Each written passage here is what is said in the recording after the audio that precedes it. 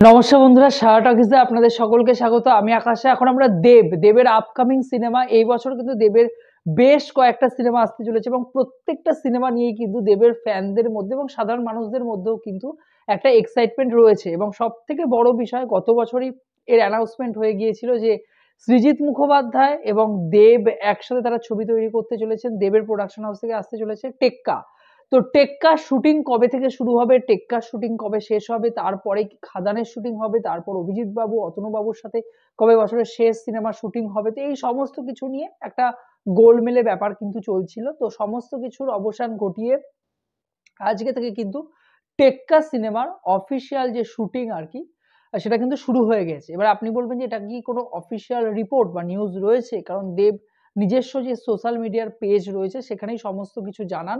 কিন্তু না, এই খবরটা কোনো অফিসিয়াল সাইটে নেই। এই খবরটা ডিটিএস দেবদা সুপারস্টার বলে একটা ফেসবুক পেজ রয়েছে, তাদের কাছে অবশ্যই ভেতরের খবরও থাকে সমস্ত কিছু, কারণ তাদের বড় বড় ফ্যান ক্লাব তারা চালায় তাদের সুপারস্টারদেরকে নিয়ে। তো তারাই জানিয়েছে অফিসিয়ালি যে আজকে থেকে শুটিংটা শুরু হয়েছে আর কি। এবার এমন নয় যে আজকে থেকেই গোটা সিনেমার অর্ধেক শুটিং হয়ে যাবে, এমন তো হয় না।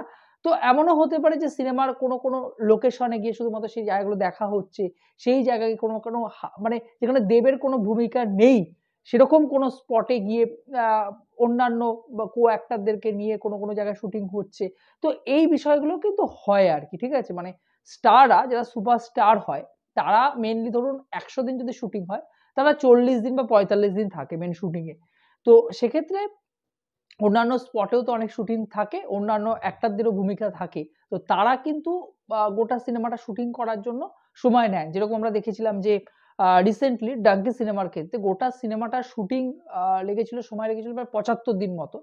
তো সেখানে ৫৫ বা ৬০ দিন মতো শাহরুখ খান নিজে এসেছিলেন। তো তার যে সিনগুলো ছিল সেগুলো শুটিং হয়েছিল। তো সেক্ষেত্রে আজকের থেকে শুটিং হচ্ছে। কিন্তু অফিসিয়ালি তাদের কোনো ফেসবুক বা সোশ্যাল মিডিয়ায় জানানো হয়নি। তবে ফ্যান পেজ থেকে যখন এসেছে সেটা আমরা ধরে নিতেই পারি যে অফিসিয়ালি এই খবরটা কিন্তু সত্যি।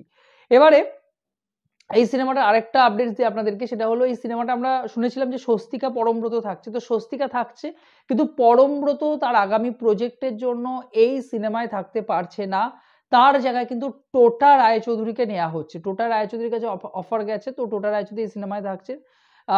এখানে আমরা স্বস্তিকাকে দেখতে পারবো, টোটা রায়চৌধুরী রয়েছে, দেব থাকছে, রুক্মিণী থাকছে। তো এটা একটা বড় প্রজেক্ট হতে চলেছে।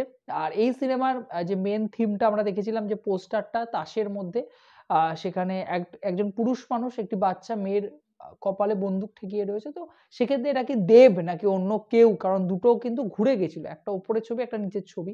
দেখা যাক কি হয়। আমি এই বিষয়টা নিয়ে এখন ডিটেলসে কোনো আলোচনা করতে চাইছি না, ভুলও হতে পারি আমি। দেখা যাক কি হয়। এবারে সৃজিত মুখোপাধ্যায়ের আপকামিং সিনেমা নিয়ে একটা আপডেটস উঠে এসেছে যে সৃজিত মুখোপাধ্যায়ের পরবর্তী ছবি, এই ছবিটা ২০২৪ এর পুজোতে রিলিজ করতে চলেছে। এটা একটা অবভিয়াসলি এটা একটা সাসপেন্স থ্রিলার হতে চলেছে আর কি। মেইনলি এটা একটা রহস্য থাকছে সিনেমাটার মধ্যে, তার সাথে এখানে কিন্তু থ্রিলিং মুভমেন্ট থাকবে প্রচুর। তো এই সিনেমাটা বাদ দিয়ে মিস্ট্রি থ্রিলার আর কি বলা যেতে পারে। এই সিনেমাটা বাদ দিয়ে পরের বছর তার আরেকটি সিনেমা আসতে চলেছে, সিনেমাটার নাম হলো 'মাইন্ড গেম'।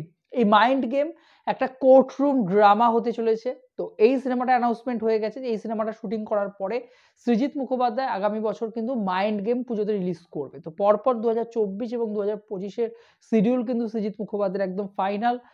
গত বছরও তার পুজোর সময় 'দশম অবতার' ব্লকবাস্টার হিট হয়তো হয়নি, কিন্তু দর্শকদের মধ্যে কিন্তু একটা এক্সাইটমেন্ট তৈরি করেছিল। এবছর দেবের 'টেক্কা' এবং পরের বছর কিন্তু 'মাইন্ড গেম'। অবভিয়াসলি সৃজিত মুখোপাধ্যায়ের সময় চলছে। দেখা যাক, তার 'টেক্কা' সিনেমার জন্য কিন্তু আমরা এক্সাইটেড হয়ে রয়েছি। সিনেমাটা শুটিং নিয়ে পরবর্তীতে যদি কোনো আপডেট আসে আমরা কিন্তু আপনাদের সাথে শেয়ার করব। আপনারা জানাবেন দেবের 'টেক্কা' নিয়ে আপনারা কতটা এক্সাইটেড হয়ে রয়েছেন। ভিডিওটি ভালো লেগে থাকলে চ্যানেলে যোগ দিতে হয়, চ্যানেলটিকে অবশ্যই সাবস্ক্রাইব করে দিয়ে যাবেন বন্ধুরা। জয় হিন্দ।